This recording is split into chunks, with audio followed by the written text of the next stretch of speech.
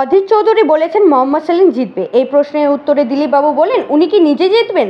আগে নিজে বহরমপুরে জিতুক, নিজে জিতলে অনেক হবে, না হলে কংগ্রেস শূন্য হয়ে যাবে। প্রত্যেক দিনের মতো প্রাতঃভ্রমণে বেরিয়ে অধীর চৌধুরীকে কটাক্ষ করেন বর্ধমান দুর্গাপুর লোকসভা বিজেপি প্রার্থী দিলীপ ঘোষ।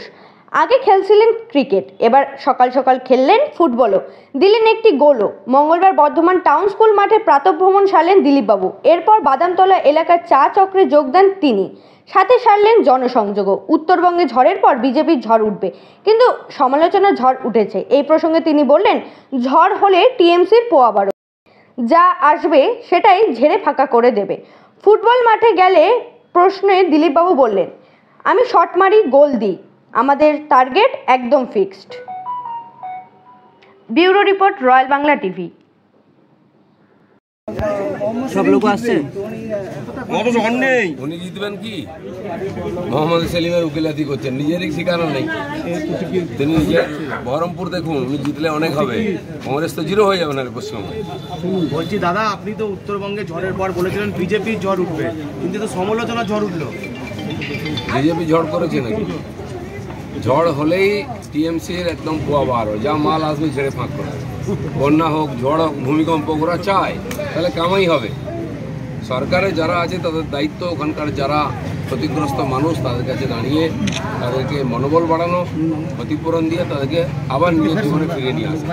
আমরা বিরোধী দল পার্টি আছি, আমরাও লোকের, কিন্তু কথায় কথায় মমতা ব্যানার্জি এত টাকার ফিরিস্তি, তত টাকার ফিরিস্তি, এত টাকা ক্ষতি হয়ে গেছে, এসব বলতে থাকেন, কিন্তু মানুষের কাছে কিছু পৌঁছায় না। আইলার ঝড় হলো, আমফানের ঝড় হলো, টাকা এলো কেন্দ্র থেকে, তার অ্যাকাউন্টে গেল, টিএমসির কর্মীদের অ্যাকাউন্টে, প্রধান উপপ্রধান, তার বউ, তার শালা, ভাগ্নে, তাদের চলে গেল, যার বাড়ি ভেঙে তারা কিছু পেল না। এবার জন্য তা না হয়, এই ঝড়কে কেন্দ্র করে কামাতে শুরু করলো টিএমসি, এরম যেন না হয়।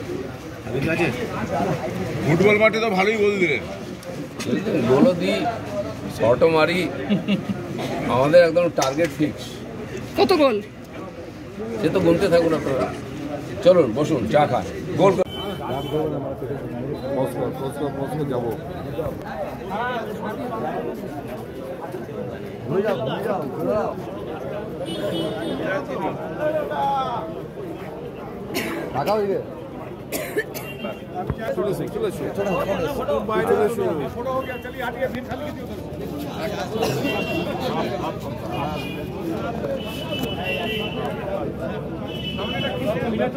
ও দাদা,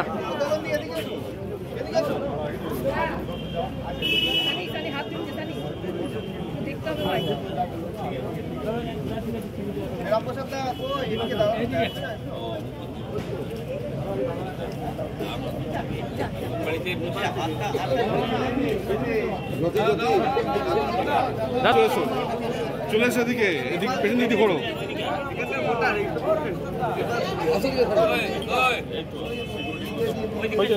দিদি